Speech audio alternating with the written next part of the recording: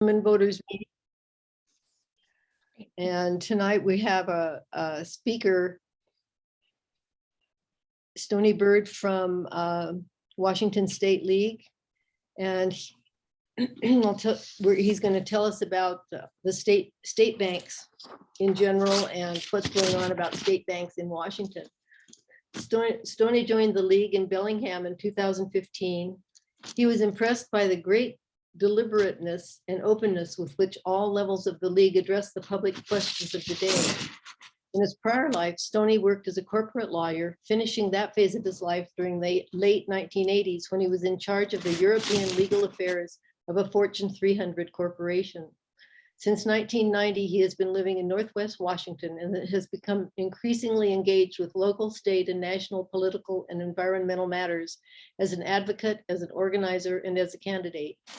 Stoney undertook his first big project with the League in 2019 when he acted as the main writer of the State League's review of voting methods. At about the same time, having read about public banking for years, he joined the League's task force on public banking. So I'm really, really glad to have you here, Stoney. I first heard about public banks a couple years ago and was really interested. It made so much sense. And I'm very happy that the League is interested in educating people. So I'll turn the meeting over to you. Well, thank you. And thank you for having me. I was just mentioning that I'm in two minds about not having to have driven from Bellingham, where I live, to Pullman to give this talk. I mean, I'd like to meet people in person, but an 8-hour drive is not the kind of thing I like doing anymore. But let's get on with the show here. Okay, slideshow. Come on, slideshow. There. Okay. So I'm going to, I can't, well, I'll do it at the end. We have a bunch of references, further places to look if you feel like doing that. And I'll put those in the chat when we end. Anyway, this is about our money, the money that taxpayers pay in Washington, and our bank and our prosperity if we can get a public bank set up. As Susan said, I'm Stoney Bird. I'm the chair of the Public Bank Advocacy Committee of the League of Women Voters of Washington. And the reason that the League of Washington can advocate for public banking is because it adopted a position on privatization in 2011, shortly after the big banking scandal of 2008. And what the league's privatization position says is that for something to be privatized, the privatization of it has to serve the public interest. And there are at least two ways in which having a public bank, that is one that is not owned by private interest, but is owned by a government or governments, at least two ways in which that would be in the public interest, not having it in private hands. For one thing, the profits would be returned to the public if the bank makes some profits.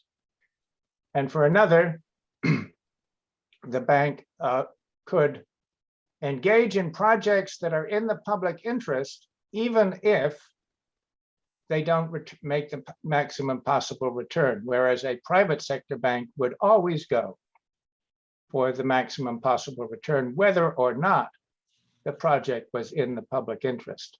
In addition, the privatization position requires that any activity involving the public interest has to have adequate oversight must be transparent to the public, and the people engaged in it must be accountable to the public. Well, a public bank will be much more in the public interest than any private sector bank would be right from the get-go.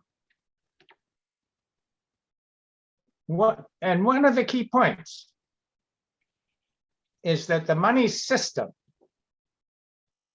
the very system of our money, is an essential part of our public economic infrastructure. Up to now, we have left it entirely in private hands. There isn't any other aspect of our lives that is essentially public that we have left in private hands that I'm aware of. And so setting up a public bank would restore some balance in that sphere. Cynthia Stewart is one of the key members of the League of Women Voters of Washington's lobby team. And this is her view of why we need a public bank. We're not used to thinking of banking as a public sector function, but there are a few things more critical to the well-being of the public than management of public funds. What happens now is something different. We pay our taxes. They go, I'm just schematically here, to the treasurer of the state, and he puts our money into the hands of private banks right away. The private banks do two things with our money. One is to lend it anywhere in the world and then profit from it and zoop the profits off to shareholders on Wall Street. The other thing that private banks do with our money is lend it to us. And they profit from those loans and zoop the profits off to Wall Street. Whereas if we had a public bank, the public bank would invest only in profits in Washington state. So all of our money would be used for projects that we need here. And the profits would be returned to the government owners of the bank. As you'll see, the bill in the state legislature that's been being considered the last 2 years would set up a cooperative bank, and the members of the co-op would be the state government, and then such local and tribal governments as chose to join. And whoever joined as a member of the co-op would be among those that received the profits of the bank's operations. Another important thing that a public bank would do is partner with local banks. One of the features of North Dakota Life, because they have a public bank, is that there are more local banks, more community banks per person in North Dakota than anywhere else in the country, because the public bank supports them, partnering with them, and helping them engage in projects that they couldn't engage in just with their own resources. So that the community banks in North Dakota are thriving because they have a state bank. One of the features of a public bank is that it's going to be more efficient than private sector banks. Private sector banks typically spend 50 or 60% of their revenue on things other than lending money. They have lots of branch offices, right? And staff, and heating bills, and rent to pay, and lots of marketing expenses they used, I'm going to show my age a little bit, but there was a time when if you opened a bank account, you got a toaster. And but they don't do that so much anymore, but they have, TV ads and billboards and all sorts of things that mean they consume a lot of their revenue in marketing, whereas the Bank of North Dakota only consumes about 10% of its revenue because it only has one office and it doesn't have marketing expenses. So it has a lot of leeway to offer lower interest rates to local governments that want to do projects, or to make profits and return those to the government owners of the bank. So in Washington State, Senator Hasegawa has been submitting a public bank bill for 10 years. And he kept doing it year after year.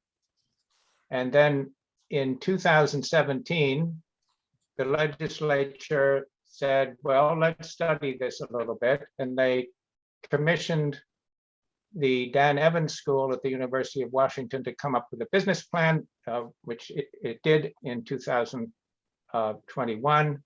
And Senator Kuderer then submitted a public bank bill based on that business plan largely. And you can see all the check marks that happened in 2021. It sailed through the Senate and got through both committees in the House and was on the floor of the House to be passed there when they ran out of time. And what that bill would have provided, as I mentioned, it was going to be a cooperative. The bank they were proposing was a cooperative owned by the state and local and tribal governments.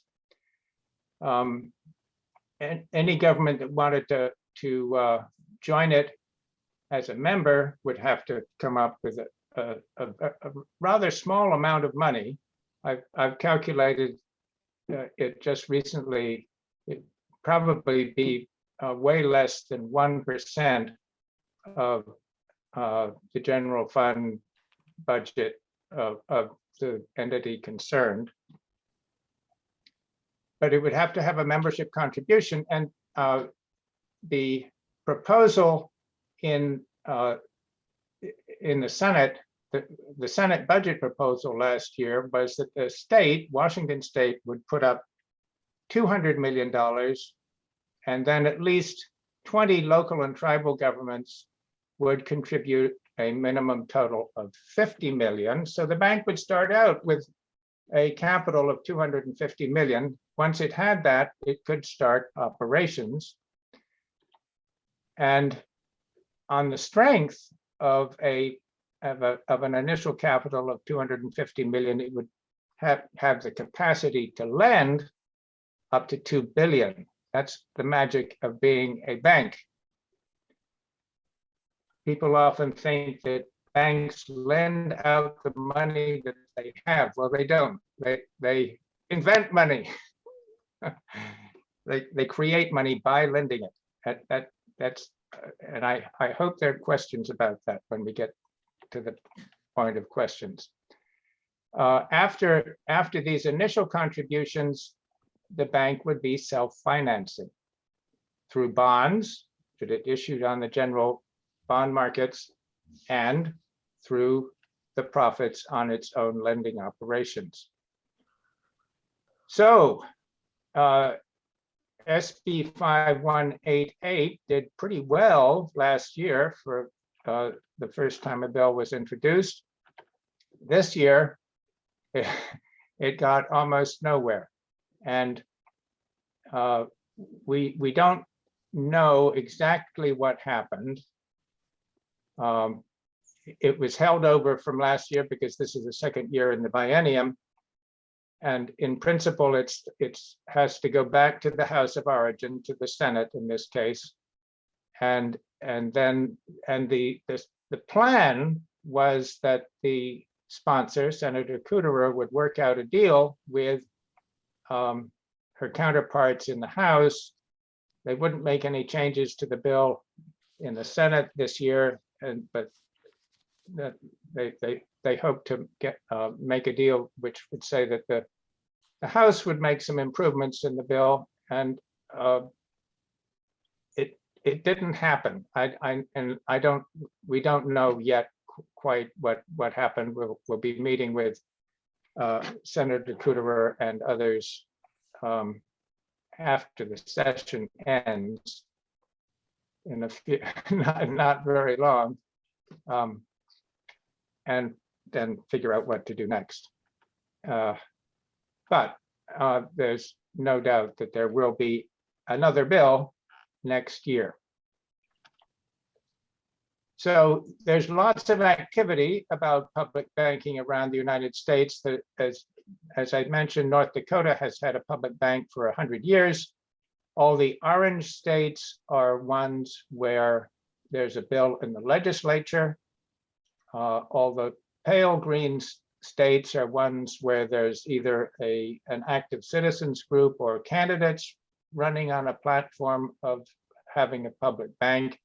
You can see a few orange stars.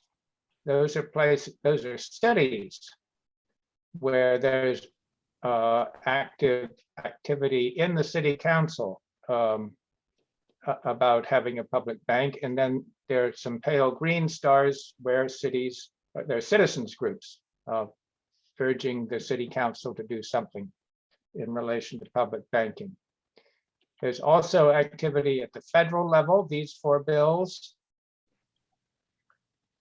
which I won't go into right now, although I do want to mention the Postal Banking Act. What I read most recently is that the Postmaster General believes he has powers, existing powers, to set up some kind of post office savings accounts. Pretty simple ones, but then this Postal Banking Act would give him greater powers. Around the world, public banking is just the most normal thing in life.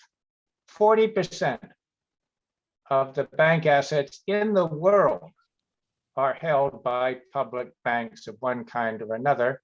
2 notable examples are Germany, which has public banks at 3 levels of the economy, and China. And this is an interesting insight into banking mentality. In China, what I read is that there are quite a few times when a business that's borrowed money from a bank in China can't pay the loan back, or at least not pay it back on the schedule that was originally agreed. And the Chinese bank doesn't take the attitude, well, you're in default, I'm going to foreclose on you, which is what a private sector bank in the United States most likely would do. They say, well, look, you're hiring people, you're producing stuff that's improving our balance of trade. That's good enough for us. And pay us back when you can. And when US banks look at these practices, they grind their teeth because it's not the way they want to conduct themselves. But it's just an example of why having a public bank with a public purpose might be a very good thing to have as an addition to the banking system. So here's the big picture about public banking. It's owned by 1 or more governments. It has public ownership. It multiplies its own funding capacity because it's a bank. its profits are returned to the public treasury because it doesn't have a bunch of branches and marketing costs. It's more cost effective and efficient. And it can fund projects that are in the public interest, even if they don't make the maximum possible return. And its operations are more transparent to us. We can exercise greater oversight over it because it's operated through our government, under the control of our government, and the people operating it have to be more accountable. If you're interested, there are a few things you can do.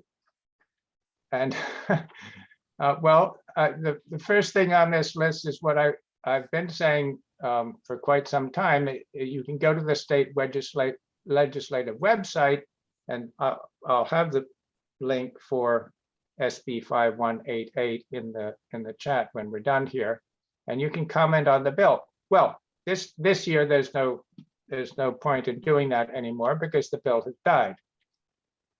But this is in principle what you can do on this bill or a future public bank bill or any other bill that this legislature is considering. And it's a very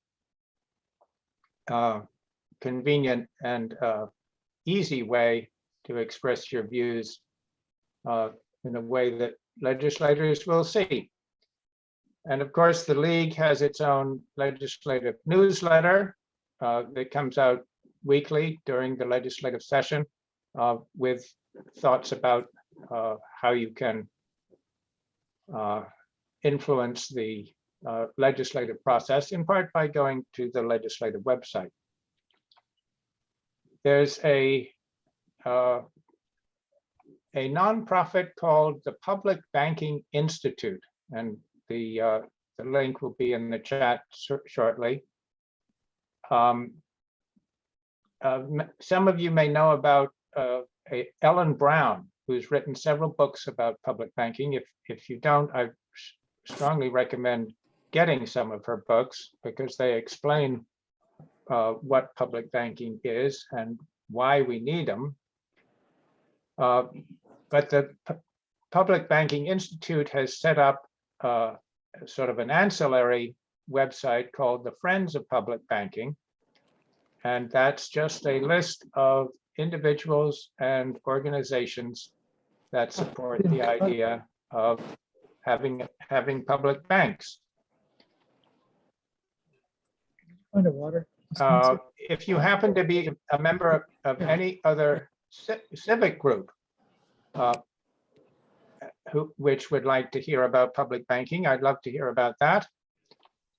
And one of the important kinds of entities to express their support for public banking would be city councils or county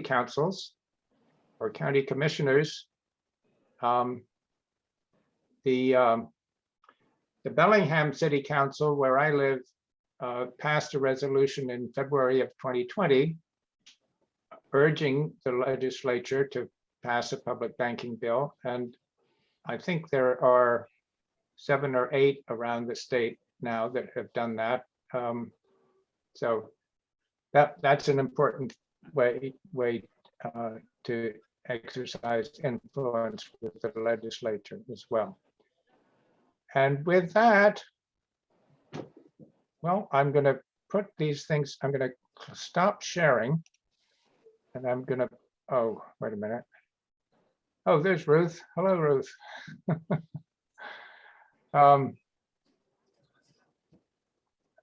Actually, I've got to go back and share and then copy this.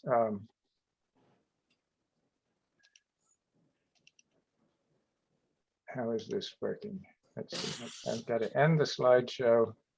How does it work to be able to loan $1 billion? There. Okay. I'm hopelessly lost trying to coordinate and get all the references. Ruth, are you able to find the slideshow and get all the references? We can certainly distribute those after we're Okay, I in- did, yeah.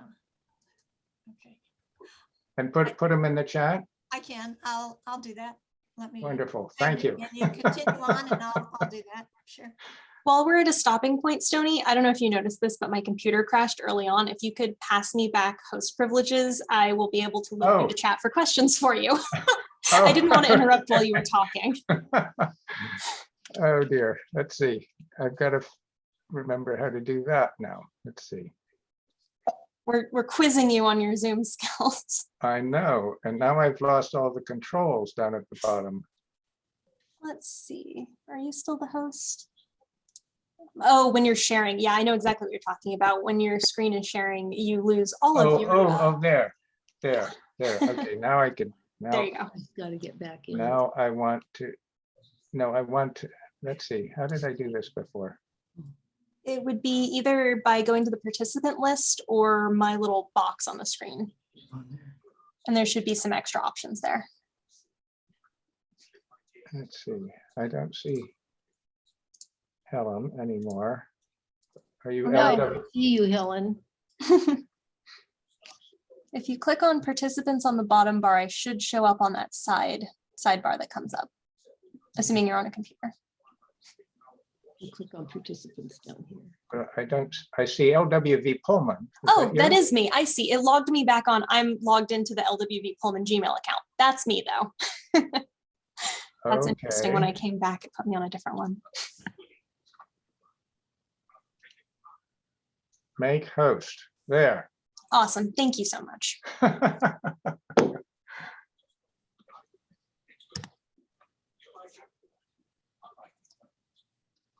There's a red line through your little camera thing there.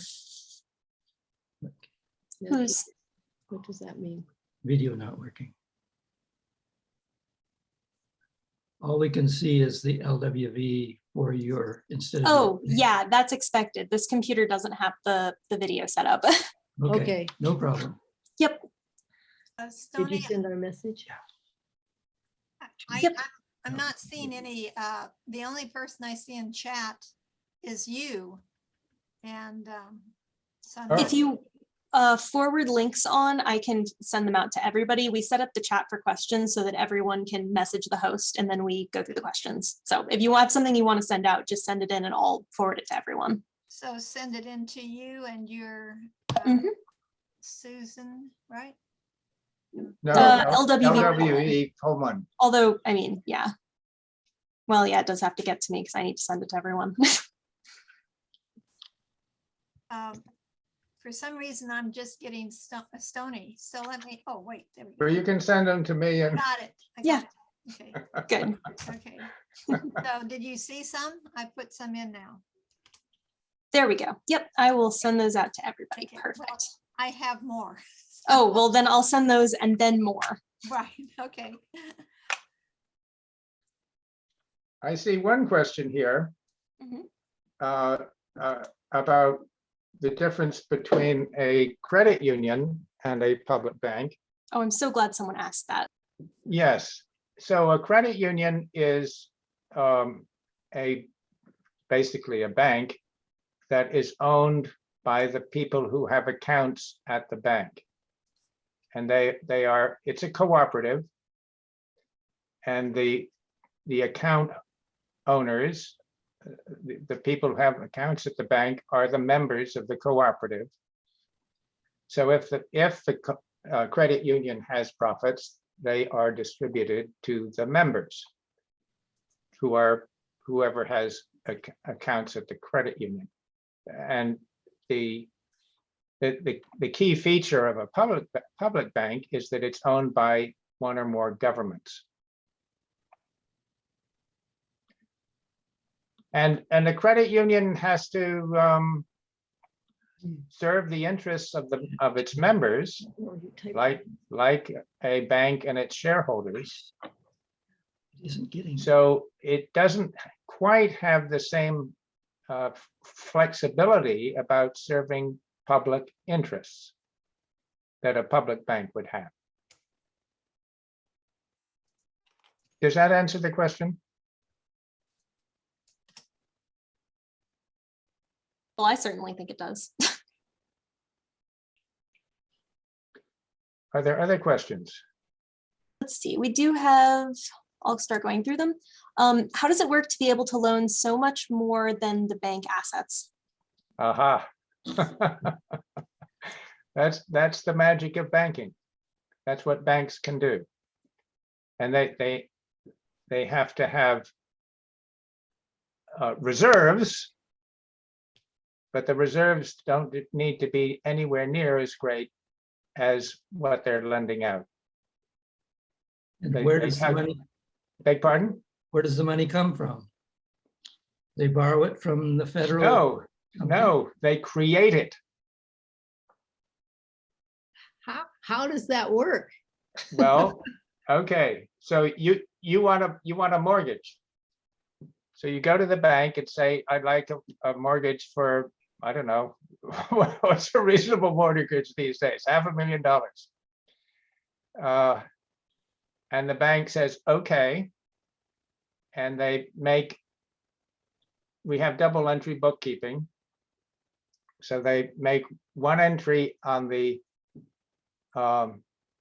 asset side saying, you, Paul, now owe us $500,000. We're lending you $500,000, but you owe us $500,000. Simultaneously, they make an entry on the liabilities side on their books saying, we've opened an account for you of $500,000 and we have to pay you the $500,000. Okay, But before they made those two entries, there was nothing there. They made the two entries, and in that instant, the $500,000 came into existence. But how do they give it to them if they don't have it? That's what banks do.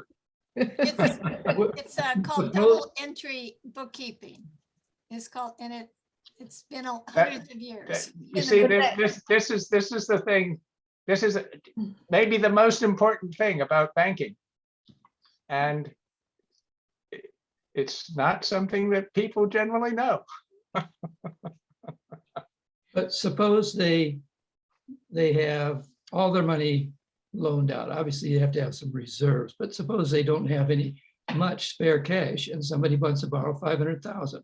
Uh-huh. They have to actually give cash money to that person. Yeah, but they right. And you made a very important point. They have to have adequate reserves, and the reserves are there in case people draw on their checking accounts, and they have to have that money on their books. But the point about what banks do is that it's all electronic, and they just make it. Can I Yeah, go ahead, Ruth. say something? So I'm going to put in a link in a second to some talks about modern monetary theory. But going back to your question of how banks do this. So someone comes in for a loan and say it's $1,000, just to make it easy. So the bank will write $1,000 in two columns. One is assets, one is liabilities. And then they will basically give you that money in your account. They will deposit the $1,000 in your account. And at that point, you will start in a month or two paying back that loan. As you pay back that loan, well, first of all, one thing you're doing with it is if you're putting on an addition to your house, you're spending that money, you're giving money, the money of that loan for materials and labor to build that porch or whatever you're building. And as you pay the loan back, that's subtracted from the asset side as well as the liability side. And in the end, when you have paid off the loan, that amount of money that you owe is gone, and the bank's amount of money is gone, except for the interest that you have paid. What the bank has earned, how they profit, is from the interest that you have paid. And where that money went in the real world was to the people who did the work and the materials and the people who made the materials. So that money went and did useful things in the real world. But as far as the loan is concerned, in that actual money in the bank's records, it's gone. And it's Right. simply, So when they make the loan, they create money. When people pay back the loan, the money disappears. It's but gone. not the interest. The interest you've paid was Except not for the part of interest. loan. Yeah, so that's where they make their profit. Now, the difference between, well, when we have money at the federal level and only the federal government can actually make money, they can make the currency. And what's weird about how we're doing this is that we actually allow the private sector Federal Reserve to loan the government money that the government needs to do its business. And therefore, there is interest on that money. So part of our debt at the national level doesn't have to be there at all. If the government printed its own money, there would be no interest on the money that the government printed or deposit, put on deposit. So that's all of the money in our system is issued in the form of debt for the profit of the Wall Street banks. It's a huge subsidy system for the Wall Street banks, and there's no need for that whatsoever. The banks don't need to be involved in the issuance of money at all, and they are right in the middle of it, the way things are right now.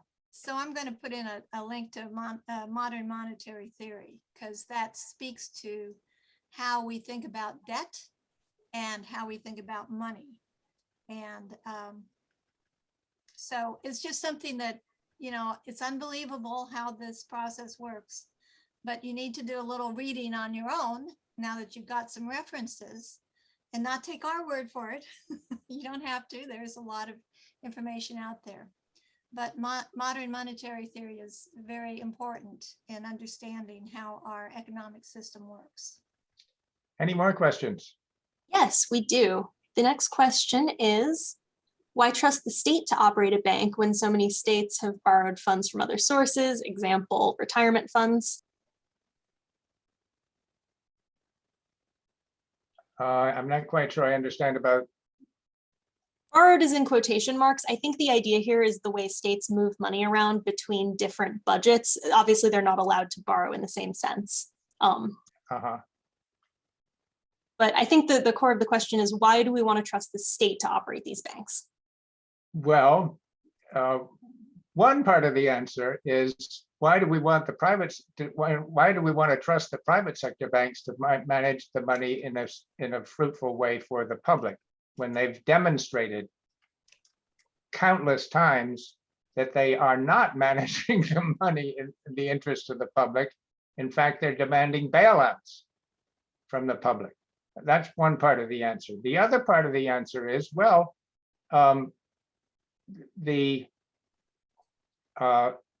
a bank owned by the government would have to act in the public interest. Well, it wouldn't have to, but if it didn't, we could get rid of it. All right, let's see, next question. What are the objections to public bank proposals? I'm going to, if I may, well, no, let's not. I was going to say share my screen, but I don't think I want to. One of the objections is that it would be risky. There would be a risk of default. but, you know, if a bank is managed sensibly, and this one we would require to be managed sensibly, the risk of default is very slight. And as we've seen, there is no guarantee that the private sector banks are going to manage their business sensibly. In fact, all the evidence is that they're not going to do that. So moving our money into the hands of a public bank would be a more conservative way of handling our money. Another kind of objection that you sometimes hear is that there's a principle of under the state's constitution that the government, the state cannot lend its credit. But over the years, the Supreme Court has said, well, actually it can, as long as there's a significant public purpose that it's serving. So, you know, you get Mariner Stadium, and as long as the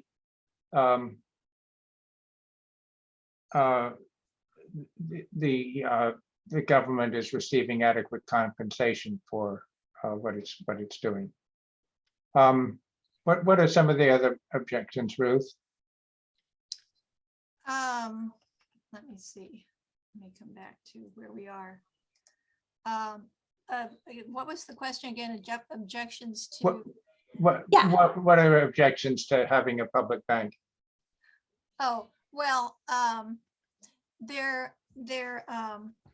it's coming from the private banking industry, and if you are a libertarian, you're concerned about government. So what I'm going to say is there are basically two major perspectives that we are dealing with. One perspective is the government can do good and does try to do good, and it is accountable to the people directly. And the other side says that actually the government can't do anything. Well, we really need to privatize everything. If you have private banks and private businesses with essentially no government controls and regulations, excuse me, they would automatically do the right thing. Those are belief systems. And what our founding fathers tried to set up was something that could not anticipate the kind of wealth and structure and power of banking and companies that we have today. And one criticism of public banks simply falls in the category, you can't trust the government. Politicians can be bribed. And my answer to that is you have both sides that can be corrupt and corrupted. You have the politicians, the local politicians that can be corrupted. And then you have the businesses and the banks on Wall Street that can behave in a corrupt fashion when they get involved with trying to buy politicians to use their bank or whoever for the bonds that they go out for public utilities. There is one of the links I sent out is about a sewage system that was funded for Montgomery County in Alabama. And it started out as a good idea to clean up the sewage, old sewage system, put in a new Cadillac sewage system on this river. And what happened was the local politicians got their fingers in it. They started every business that wanted a piece of the pie. And then they went to the bond market on Wall Street, and those people kept, we'll give you these bonds, and you can have this money, or sell you these bonds, and then you'll have this money. But they kept increasing the rates of the bonds. They kept changing.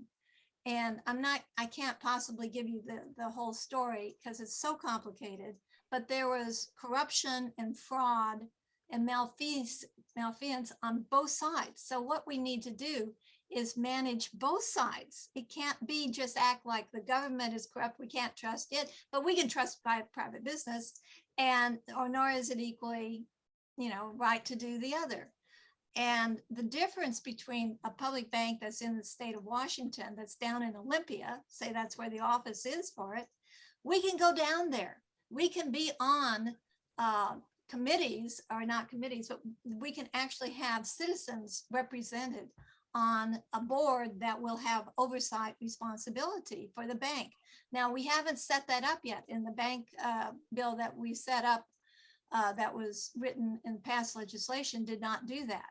But as Stoney and I and others learn about how public banks are organized in other countries, we're coming to realize that we need to democratize the public bank in the same way that we need to democratize other parts of our system. And so there should be public oversight, direct public oversight of a public bank, which is very doable at the state level. It could also be very doable at the city level, but right now we're focusing on the state level. Whereas if you go to Wall Street, there is no transparency. There is no accountability, as 2008, as that subprime mortgage scandal demonstrated. There is no accountability. So, it's a little bit too idealistic to just believe, because you believe in the private sector, that they will do the right thing. They obviously do not. And yes, you can't believe that the public representatives will always do the right thing either. And so it really means we have to be active citizens. Another objection is that people in banking and big business don't want to have the competition and the loss of the profits and lose their revenue. Sure, Spot on. sure. And they would lose some. But I think I mentioned that in North Dakota, the community banks are big fans of the public bank because it supports them. Right. It's the big banks don't need our money. They just want to be able to use it. When I say need our money, when we're talking about the reserves, we're talking about having money so you could pay off things that came up if people wanted their money out. That's the reserve system, which used to be 10%. That 10% of that $1,000 loan would mean the bank would reserve 10% of that, which would be $100. Then they could loan out $9,000. They'd keep 10% of the $9,000 in their deposits, and so on and so forth. When we say they profit, the private banks profit from the public money they have deposited, that money in their deposits, it can be used as their reserves. So they're not taking that money, but they're simply using it to bulk up what they can loan out. Yes. And there's no reason why. I mean, we should be putting it in a public bank. So when we make loans, first of all, we lose all of the charges and interest that we have to pay to the banks. We save the interest. We save the cost of paying them to act as a middleman for us. And we are in then the position of earning the interest and having that as profits that go into Washington state revenues. So it's just, they want it all. They don't want to let us have anything. Are there other questions? Let's see. I have one more. I think it's kind of related to what you guys were talking about. Is the idea for state banks to be part of the Federal Reserve System, or is this something separate? That they would have a working relationship of some kind with the Federal Reserve System, yes. The only potential risk with the national debt. Oops, sorry. Was somebody asking a question? No, I made a mistake. Oh, okay. I just thought I heard somebody. That's okay. Any more questions? This is your moment. If you have a last minute question, you've been thinking about sending it in, send it in to me right now. Okay, I can't type, but what's on the agenda for the legislature next year? Ooh. Well, that's That's the $64,000 question. As I mentioned, that there was probably a disconnect between the Senate and the House this year. And we don't know The only potential. exactly what it was. We'll be contacting the Senator Kuderer and her counterparts in the House over the summer to see what their thinking is about next year, and we will have our own ideas about what a new bill should provide for. But it's a fresh start next year, so the bill really could be almost anything. Is there a big campaign effort plan to, in the meantime, put pressure on all of the legislators? We've been giving these talks for a year now or more. We'll continue doing that. And I should mention that over last summer, we made contact with a bunch of people independent of the league who are interested in working for a state bank. One of them was the former executive director of the Economic Opportunity Institute and appears to know everybody in the state government.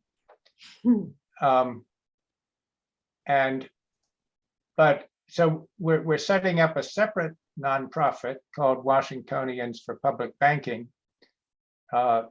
It's just, the articles of incorporation are in the hands of the Secretary of State as we speak, and so it doesn't exist as an entity yet, and there are many more steps. But the aim is to have a campaign organization, well-funded, well-staffed, and really make this happen. Good. With in alliance with the league. Great.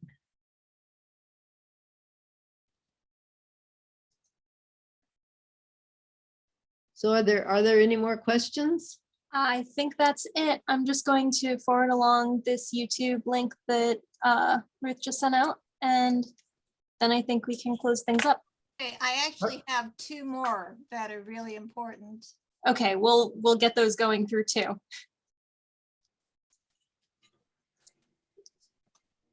Anyway, Are there any particular legislators that have some interest that we can put pressure on, that has a chance of fertile operations? so Senator Kuderer, clearly.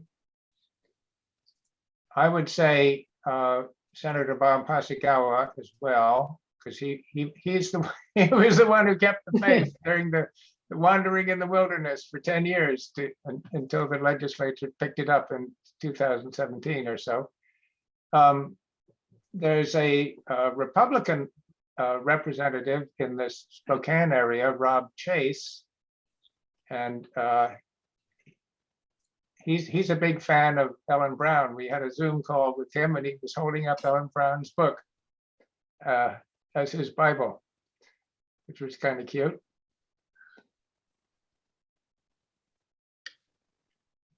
Should we be, Another key person is Representative Kirby,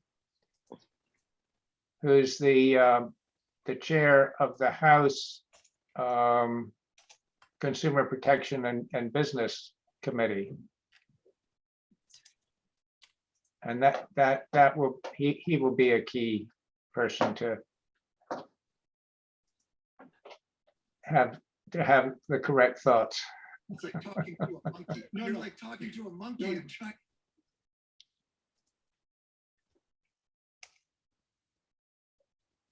Certainly sounds like a good worthy cause we should all put some effort in on. Yeah, it really is. The other sort of big issue that I work on is ranked choice voting. which would make it possible for the voters to decide who gets elected. I'll have to have you back to talk about that. We always love to talk about ranked choice voting here. Oh, good. Yeah, I'd love to do that. But see, that's about making it possible for the voters to decide about who gets elected. This is about the people being able to decide what happens to our money.